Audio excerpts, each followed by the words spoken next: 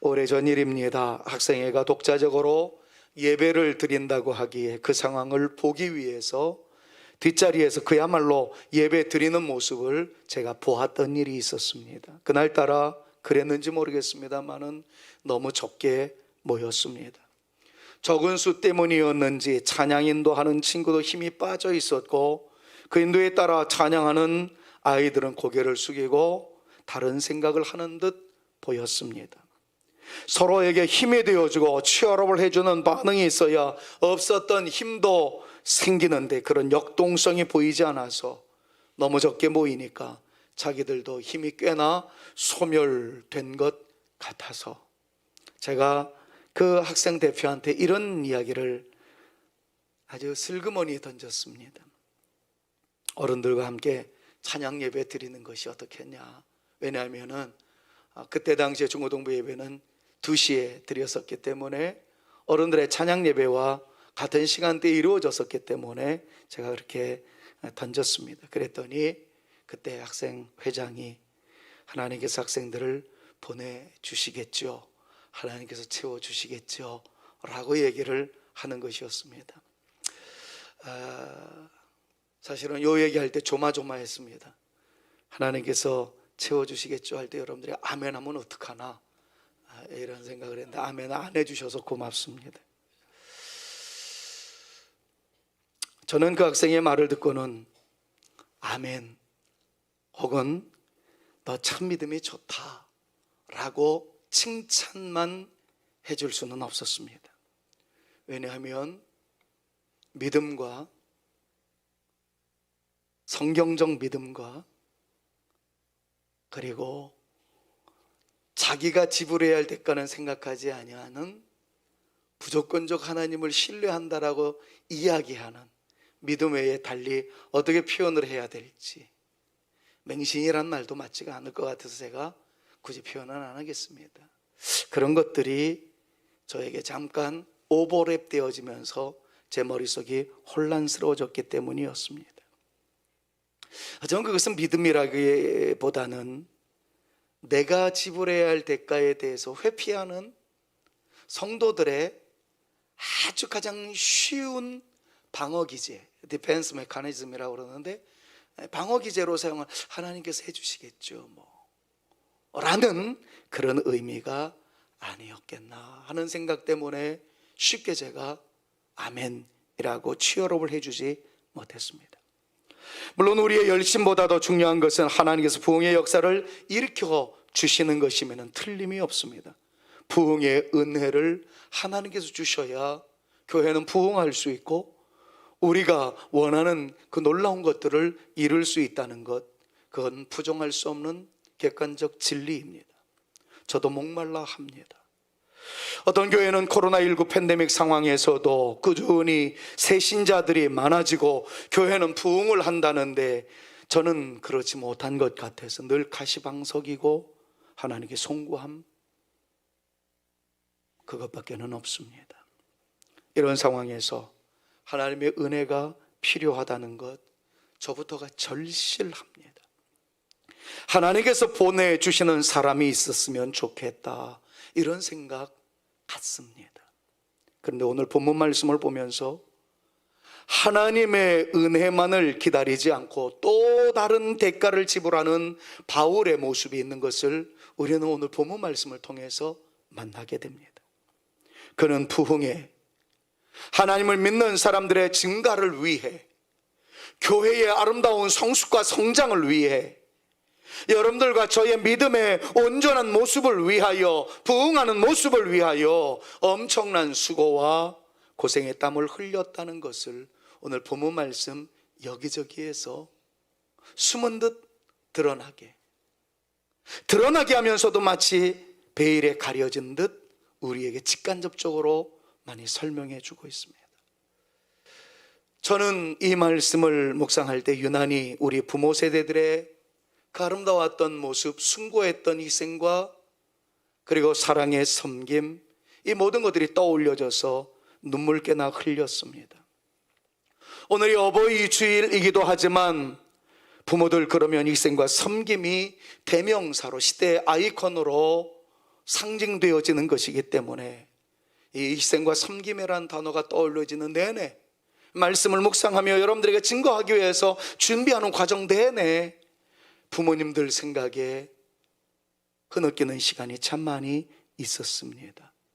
그래서 어저께 여러분들에게 보내드렸던 오늘 주일 예배를 위한 안내 글에도 그렇게 표현을 했었던 것이죠. 기억하시는 분들 있으세요?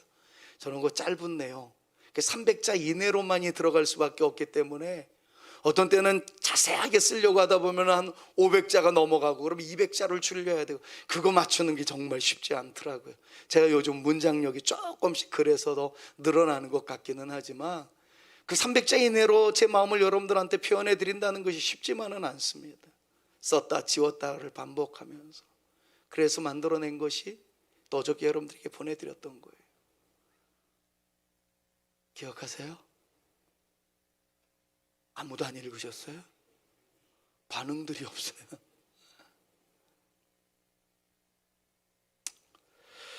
부흥에는, 성장에는 하나님의 은혜가 필요합니다.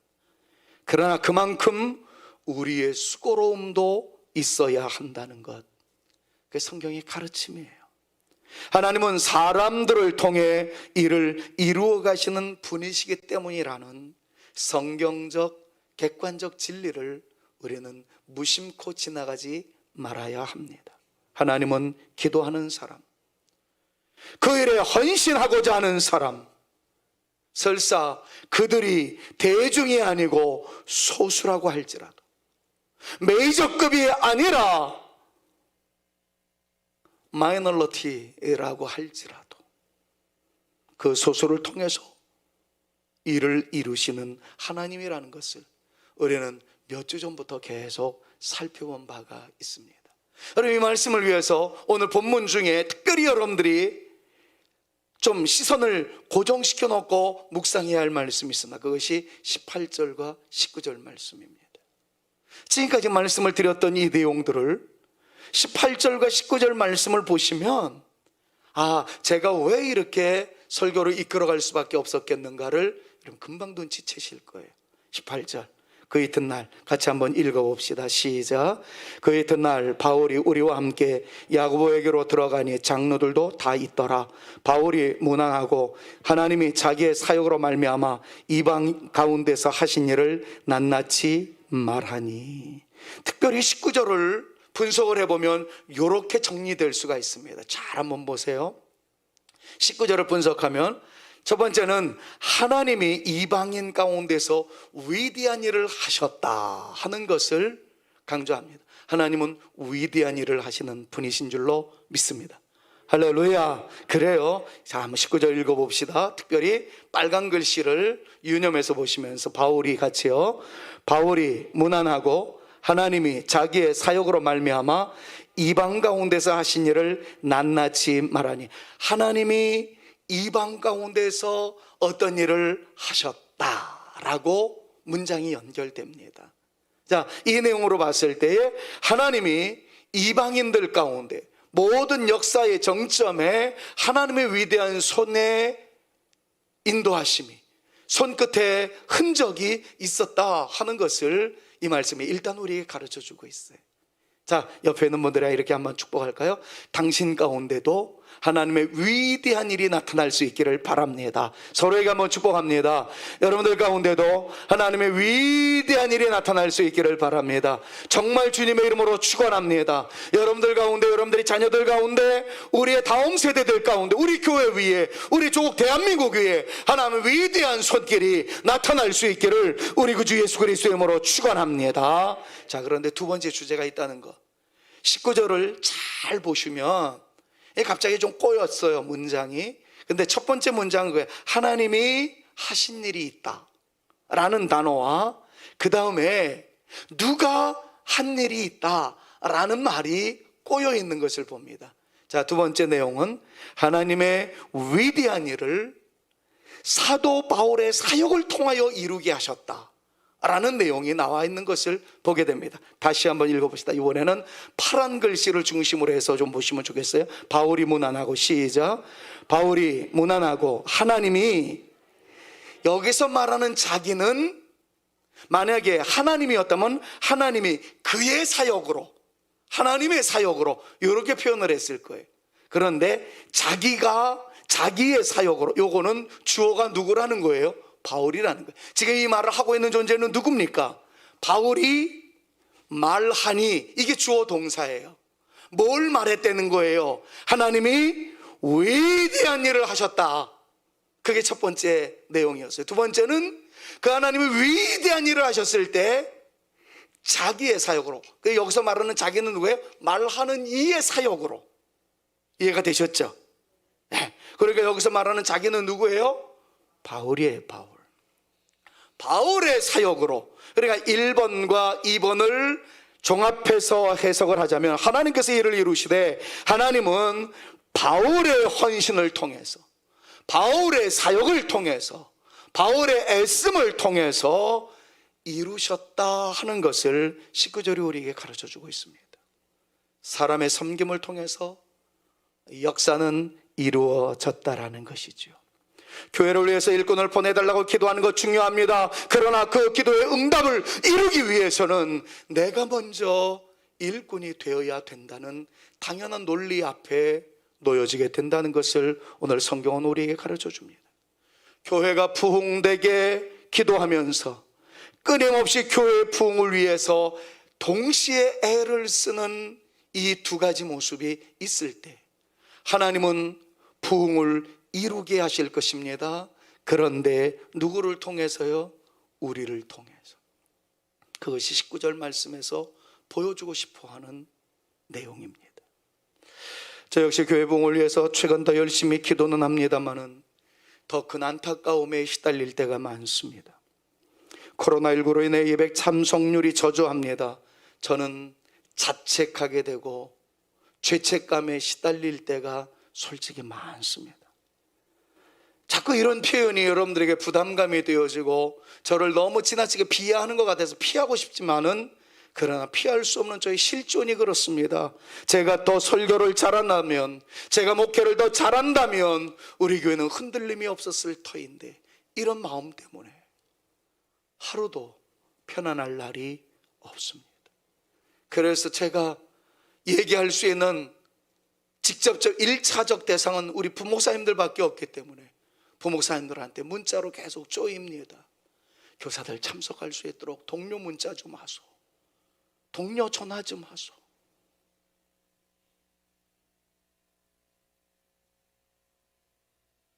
그런 상황에서 지난주에도 말씀을 좀 드렸습니다만은, 또 다른 보고를 받을 때마다 무너져 내리는 저의 초라한 모습을 늘 발견하곤 합니다.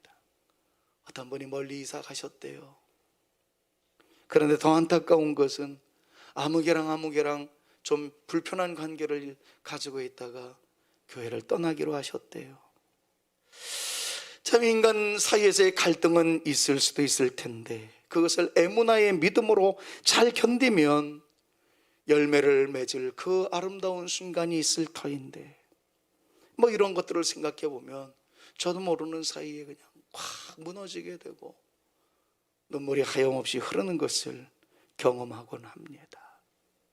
그러면서 참 저에게 이런 밀려오는 좀 아쉬움이 있을 때가 있어요. 제가 우리 교회 와서 뭐 목회를 잘하고 이런 거는 없었던 것 때문에 늘 송구한 마음 가지고 있습니다. 그런데 제가 우리 교회에서 제일 많이 들었던 내용이 뭐냐면, 해마다 2번씩 대신방을 하고 그랬죠. 초창기에는 참 많이 열심히 신방도 하고 그랬는데, 신방 가가지고 제가 기도할 때 간절함이 얼마나 절박했는지, 대여섯 사람 모였는데서도 제 목소리가 그냥 우레와 같았다는 거죠.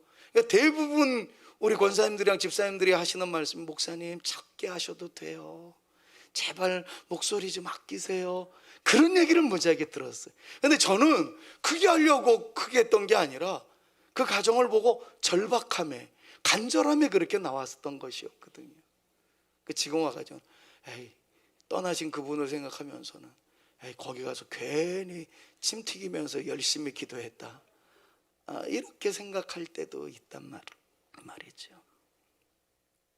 사랑하는 여러분, 교회 부흥과 하나님의 나라 확장을 위해서 다른 분들에게 복음을 증거하는 것도 매우 중요한 일이지만 무엇보다도 성도와의 아름다운 관계를 위하여 먼저 다가서고 먼저 이해하며 무엇보다도 여러분들을 위해 기도하며 함께 울고 웃었던 성도들과 함께 해주는 넉넉함이 있어 주시는 것, 다시 말하면 여러분들의 그 자리에 있어 주시는 것, 교사로서 교사의 사명을 감당해 주시는 것, 권사로서 권사의 소임을 감당해 주시는 것, 그것이 진정한 교회 부흥의 가장 위대한 원동력이 되어질 수 있다는 것 좀 기억하면서, 우리 성산교회는 우리가 지켜야 할 그리스도의 몸된 교회라는 절대 사명 부여잡고 성산교회 사랑해 주시고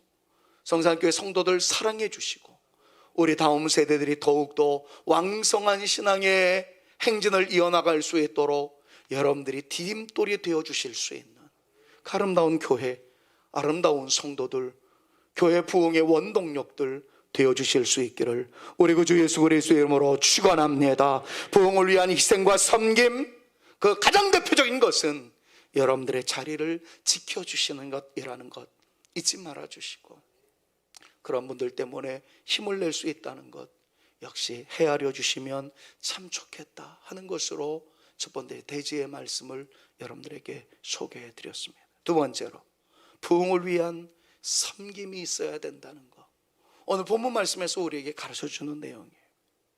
바울은 부흥과 섬김을 위하여서는 양보하는 미덕을 소유하고 있었다 하는 것을 오늘 본문 말씀이 가르쳐 줍니다. 아까 우리 집사님 기도하실 때에도 그런 표현했어요. 교회 생활을 하다 보면 인간관계 속에서 이루어지는 것이기 때문에 어떻게 다 만족될 수 있겠습니까? 가장 불행한 것은 목사와의 갈등이 있는 것이 가장 큰 불행이겠지만, 다행으로 목사와의 갈등이 없다고 한다 하더라도 여러분들 친구와의 관계 속에서, 전도회 속에서 일을 하다가 혹은 관계 속에서 나타난 다양한 갈등이 왜 없겠습니까? 자, 그런 가운데에서 우리에게 갖추어져야 할 교회의 영광을 위하여, 하나님의 영광을 위하여, 우리 아름다운 성숙을 위하여 내가 조금 잡아야 할 또 하나의 중요한 깃발은 무엇인가? 그것을 바울이 우리에게 가르쳐 주고 있어요. 다른 것이 아니었습니다. 부흥과 섬김을 위해서 바울에게 가지고 있었던 매우 중요한 가치 가운데 하나는 양보하는 미덕이었다는 거예요. 그는 진리를 사수하기 위해서는 생명도 아까워하지 않았습니다. 절대 가치인 진리의 말씀을 훼손하는 일에 대해서는 목숨 걸고 막았습니다. 그러나 진리 외의 일이라면 얼마나 양보했는지 몰라요. 다 내어주었어요. 바울은 주회를 하면서 큰 오해를 받았습니다. 그것은 유대주의자들과의 논쟁에서 나타나는 피비린내 나는 전쟁과 같은 치열함이었습니다. 자, 어떤 관계가 있었나요? 유대주의자들은 구원을 얻기 위해서는 율법을 지켜야 된다라고 강조했습니다. 결례 의식을 목숨보다 더 귀한 것으로 여겼습니다. 구원을 받기 위해서는 할례를 받아야 된다, 율법을 지켜야 된다, 결례 의식을 행해야 된다, 그런 주장이 있었습니다. 그러나 바울은 오직 예수 그리스도를 믿음으로 말미암아 구원을 받게 되어 있으며 그 믿음조차도 하나님의 은혜이다, 그렇게 표현을 합니다.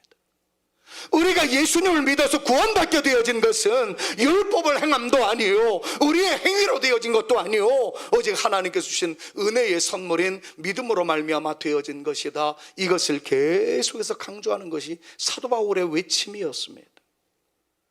그러면서 동시에 바울이 강조하는, 우리가 그럼에도 율법을 지키는 것은 예수 믿는 사람들이 당연히 지켜야 할 윤리적 규범이기 때문에, 더 나아가서 율법을 지키는 그 아름다운 모습을 통해서 주님을 닮아가는 것이 될 수 있기 때문에 우리는 율법을 지키는 것이지, 율법 자체가 구원을 이루게 하는 절대적 근거는 되어질 수 없다라는 것이 바울의 강조점이었어요.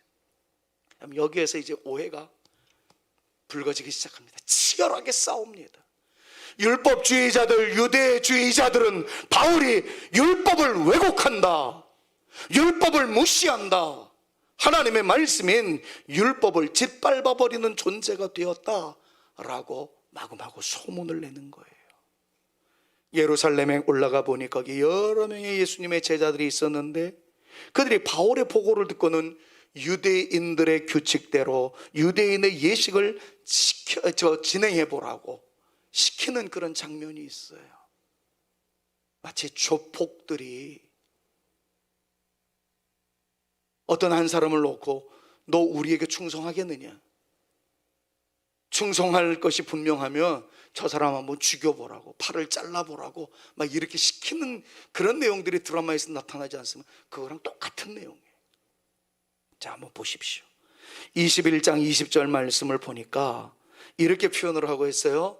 예루살렘에 바울이 쫙 올라가 봤더니 거기에 율법을 준수하는 사람들이 많이 있었다는 거예요. 율법에 열심히 있는 자라. 맨 끝절만 보시면 돼요. 이렇게 되어지자 21절에서 뭐라고 이야기를 하냐면, 율법의 중심으로 일하고 있는 사람들이, 21절을 띄워주세요. 이렇게 오해를 한다는 거예요. 바울이 모세를 배반하고 할례를 하지 말라라고, 규례를 지키지 말라라고 그렇게 이야기하는 거를 예루살렘에 사는 유대인들이 다 들었다는 거죠. 오해했다는 것을 이야기하는 겁니다. 그러면서 표현을 합니다. 22절 말씀을 보니까 그러면 어떻게 할꼬?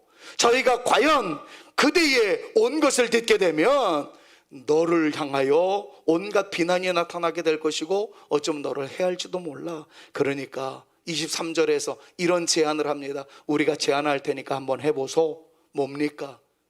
우리에게 헌신을 다짐한 네 사람이 있으니까 그 사람을 데리고, 24절 말씀을 보니까 저희를 데리고 가서 결례를 행하라, 머리를 깎게 하라, 지난번에 공부했죠. 서원을 하게 하라, 그리고 율법을 지키도록 한번 네가 그 네 사람을 좀 강권하여서 율법 준수자가 되게끔 한번 해봐라.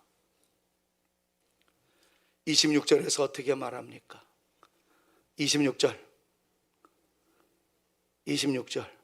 네, 같이 한번 읽어봅니다. 바울이, 같이요, 시작. 바울이 이 사람들을 데리고 이튿날 저희와 함께 결례를 행하고 성전에 들어가서 각 사람을 위하여 제사 드릴 때까지의 결례에 만기된 것을 고하니라. 여러분, 바울은 이때 고민을 하면서 다음과 같은 결단을 한 거예요. 만약에 본문에 나오는 결례 예식을 행해야지 구원을 얻는다라고 강조를 했다면 바울은 목숨 걸고 결례 의식 행하지 않았을 겁니다. 유대주의자들이 이야기했던 것처럼 할례를 행해야 구원을 받게 된다는 것을 네가 증명해봐라, 그런 식으로 얘기했다면 차라리 죽으면 죽었지 할례를 행하지 않을 것입니다. 이렇게 대항해서 맞서 싸웠을 겁니다. 바울은 그 예식의 구원의 조건이 아니라 하나님 앞에서 성결하게 살기로 작정하는 예식에 지나지 않는다면 그 예식에 내가 왜 동참하지 않겠습니까? 그래서 진리, 예수 구원, 이것이 취소되어지는 상황이라면 나는 절대로 율법을 행하라고 강조할 수 없습니다. 그러나 예수 구원, 예수님으로 말미암아 구원을 얻는다는 것을 전제하고 우리가 율법을 행하고 결례의식을 행함으로써 더욱 성결하게 사는 그런 마음가짐으로 예식에 동참하는 거라면 제가 100번이라도 하겠습니다. 왜? 자기의 모든 것들을 내려놓은 거예요. 자, 그러면서 고린도전서 9장 20절에서 다음과 같은 말씀하죠. 이제 복잡한 얘기 다 끝났습니다. 지금 바울의 심정을 우리가 이해하면 돼요. 이렇게 고백하죠. 같이 한번 읽어봅시다. 유대인들에게, 시작. 유대인들에게 내가 유대인과 같이 된 것은 유대인들을 얻고자 하며 율법 아래 있는 자들에게는 내가 율법 아래 있지 아니하나 율법 아래 있는 자 같이 된 것은 율법 아래 있는 자들을 얻고자 하며. 그러면 진리에 대해서는 목숨 걸고 싸우는 바울이었지만 진리의 문제가 아니면 다 양보하고 다 희생하고 다 내려놓을 줄 알았던 이 사람이 바로 바울이었다는 거예요. 사랑하는 여러분, 우리 교회가 부흥되어지고 질적으로나 양적으로 성숙해가며 온전한 모습을 이루기 위해서는 1차적으로 하나님의 은혜가 필요합니다. 하나님의 은혜가 부어지기를 위해서 기도해 주시는 저와 여러분들 되어주실 수 있기를 우리 구주 예수 그리스도의 이름으로 부탁을 드립니다. 그러나 잊지 말아야 할 중요한 한 가지가 있다는 거죠. 그게 뭡니까? 우리 차원에서 할 일이 있다는 거예요. 첫 번째, 같이 한번 읽어봅시다. 부흥을 위해, 시작. 부흥을 위해 희생을 지불할 사람들이 있어야 한다는 거예요. 두 번째, 교회 화목을 위하여 양보하며 섬기는 사람들이 있어야 한다. 지금까지의 말씀을 요약하자면 이렇게 정리되어질 수 있는 거예요. 올해는 왜 김장이 이렇게 짜? 그럼 그것 때문에 싸우지 마세요. 짜면 밥을 조금 더 많이 먹으면 되는 거고, 올해는 왜 김장이 이렇게 싱거워? 그건 진리의 문제가 아니에요. 그러면 그 해는 그냥 좀 김치 조금 더 많이 먹으면 돼요. 이번에 봉사부장이 누구야? 권사회장이 누구야? 여러분, 그렇게 핏대 올릴 필요가 없는 거예요. 진리의 문제가 아니니까.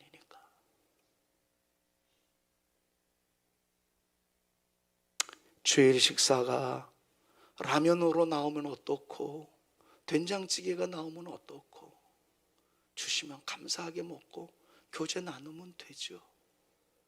여러분, 우리가 이런 면에서 한번 많은 것들을 좀 생각해 봐야 될 것 같아요. 요즘 주일 성수의 개념 혹은 주일을 지킨다는 개념이 이상하지 않아요? 저는 막 이상해요. 근데 왜 이상할까를 생각해 봤어요. 옛날이나 지금에 다를 바가 없잖아요. 예배 드리는 거, 그 설교에, 그 찬양에, 그 기도에 똑같잖아요. 코로나 팬데믹 이전과 지금이. 근데 딱 하나가 없어졌어요. 밥 먹는 게 없어졌어요. 밥 먹는 게. 그래서 성경에서 초대교회에서 밥 먹는 거를 그렇게 강조했었던 이유가 거기에 있더라고요. 여러분, 교회는요, 예배만이 교회의 본질이 아니더라고요.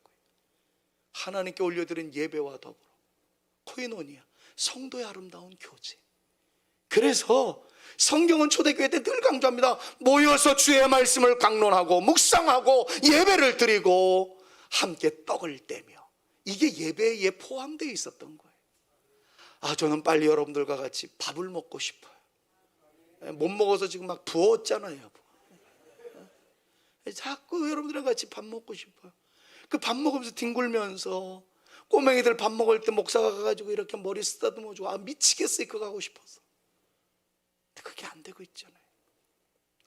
여러분, 우리의 하나님을 향한 온전한 믿음의 생활은 와가지고 잠깐 눈 감고 기도하고 입 벌려 찬양하고 귀 열어 주의 말씀 듣고, 그게 전부가 아니고, 그 다음에는 우리 액션이에요. 성도를 사랑하고 힘들어하는 사람들을 세워주고 일하는 사람들에게 치열업을 좀 해주고 교제하면서 그리스도의 사랑에 정감을 나눌 수 있는 것, 여러분, 이것이 진정한 교회임을 기억하면서 이 본질을 위하여 우리가 서로 희생하며 섬기는 하나님의 사람들 다 되실 수 있기를 우리 구주 예수 그리스도의 이름으로 축원합니다. 사랑하는 여러분, 교회를 위하여 우리는 그렇게 성장하는 모습을 보여야 되지만, 저는 오늘 어버이 주일을 맞이해서 이 말씀을 좀 드리고 싶다는 마지막 생각이 있었어요. 그건 다른 것이 아닙니다. 여러분들한테 죄송한 질문을 한번 던져볼게요. 학교 가지 않았다고 부모님에게 매 맞아 본 기억이 여러분들에게 있습니까? 학교를 가지 않았는데 부모님한테 매를 맞아본 경험이 없다면 어쩜 불행이죠. 이 녀석 학교는 가야지.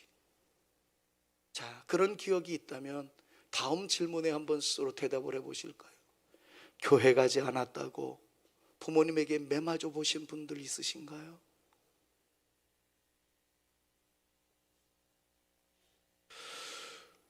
하나님께 헌금 드리지 않았다고 매맞아 보신 분들 있으신가요? 이 질문을 던지는 것은 저는 그런 경험이 있기 때문이에요. 주일 헌금 20원 주시면서 20원 헌금하라 그랬던 거예요. 다른 친구들은 10원 헌금하는데 나는 왜 20원 내야 되는가? 그게 아까워서 10원 헌금 드리고 10원 주일날 까먹었다가 그날 제 재산날 되는 줄 알았어요. 부모님한테, 특히 아버님한테 얼마나 맞았는지 지난번에 다 말씀드렸던 내용이에요. 저희 주일학교 다닐 때에는 오른쪽에서 왼쪽으로 딱 하면은 출석, 왼쪽에서 오른쪽으로 이렇게 내리면은 요절, 그 다음에 그 밑에다가 액수를 쓰면 헌금이었습니다. 그것까지 다 이렇게 썼어요. 옛날 주일학교는 그랬었습니다. 근데 20으로 써야 될 거를 선생님이 10원이라고 쓴 거죠. 왜 10원밖에 안 냈으니까. 근데 저희 아버님이 그때 당시에 주일학교 부장이었다는 걸 제가 깜빡 잊어버렸어요. 그때는 교장, 담임 목사, 장로는 교감, 그래서 교감이었던 걸 제가 깜빡 잊었던 거예요. 우리 아들놈이 믿음 생활 잘하나 출석부 봤는데 20원 줬는데 10원밖에 기록이 안 돼 있는 거 보고 그날 제가 무지하게 맞았습니다. 그 아버지가 그리워요 지금. 여러분들의 자녀들을 위해서 제가 어떤 정신을 가지고 부모의 아름다운 교훈과 훈계를 남기고 있습니다.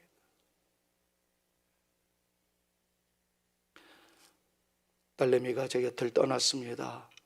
유학으로 떠나는 그날 공항에서 진짜 이제는 다 떠나보낼 것 같은 그런 마지막 모습이 저에게만 고스란히 남더라고요. 사위에게 부탁했습니다. 진짜 이제는 내 딸 자네밖에 없다. 내 딸 잘 좀 아껴주고 보호해주게 신신당부했습니다. 근데 사위가 저의 걸었던 기대를 다 어떻게 도와줄 수 있겠습니까? 이제 정말 남는 건 하나님밖에 없더라고요. 그래서 딸한테 마지막으로 부탁했습니다. 딸아, 굶어 죽는 한이 있다 할지라도 하나님께 드리는 예물에 대해서는 인색하지 말아라. 11조 철저하게 드리고 매주일마다 감사 예물 드려라. 못 먹어도 드려라. 너를 끝까지 책임져 주실 분 하나님밖에 없다.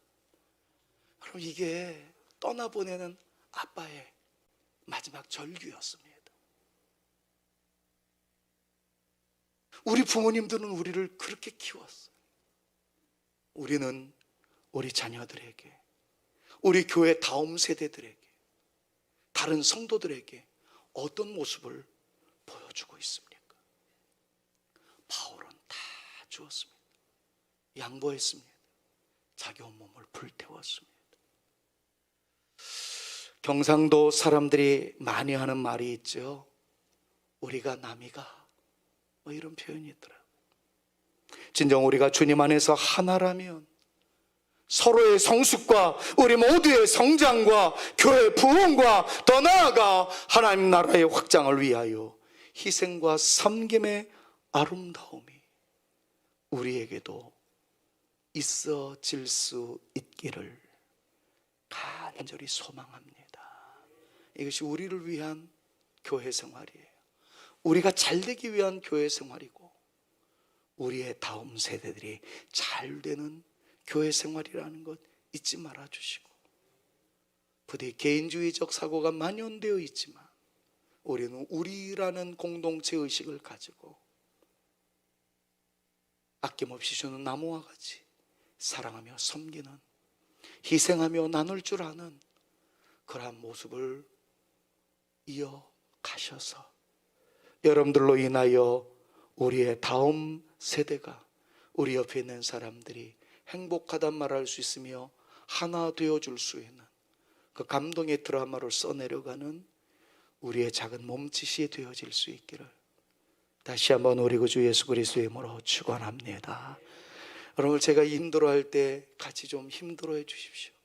제가 울 때 같이 울어 주십시오. 여러분들이 울 때 같이 울어드리는 목사가 되겠습니다.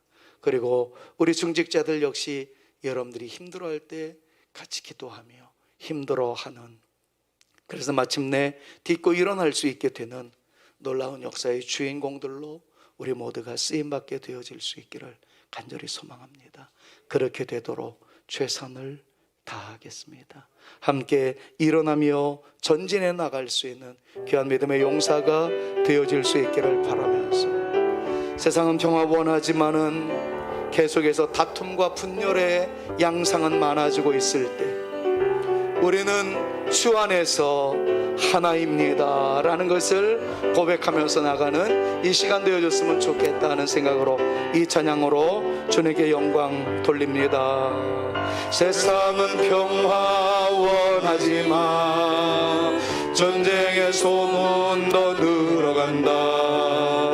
이 모든 인간 고통 두려움 그 지겨움 끝없네. 그러나 주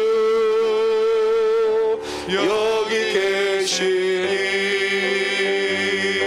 우리가 아들 믿을 때에 그의 영으로 하나 돼. 우리가 아들 믿을 때에 그의 영으로 하나 돼. 하날세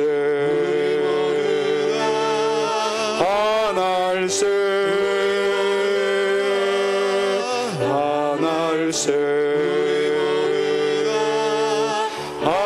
우리가 아들 믿을 때에 박수하면서 합시다. 우리가 아들 믿을 때에 그의 영으로 하나 돼. 우리가 아들 믿을 때에 그의 영으로 하나 돼. 하날세 하날세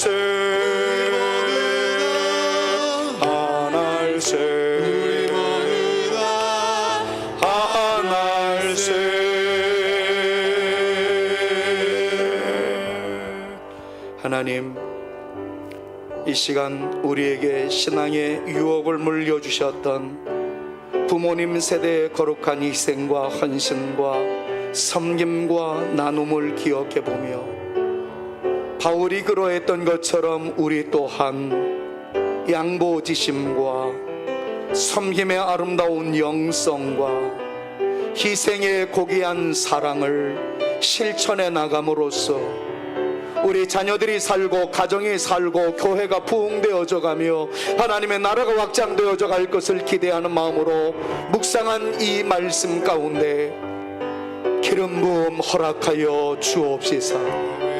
올렸던 찬양처럼 우리는 하나입니다. 하나님께 영광 올려드리며 살아가는 성산의 모든 가족들 다 되도록 인도하여 주시옵소서. 아멘. 이제는 우리 구주 예수 그리스도의 은혜와 아버지 하나님의 극진하신 사랑하심과 성령님의 감화감동 위로 교통 충만케 하심이 하나입니다 고백한 주의 자녀들 하나의 일을 위하여 더욱 수고의 땀을 흘리며 섬기며 희생하며 양보의 영성으로 다가서겠나이다 다짐하며 돌아가는 주의 택한 자녀들 머리 위에와 저들의 가정 위에와 다음 세대들 우리 자녀들 우리 성산교회 위에 이제로부터 영원토록 함께 있을지어다. 아멘.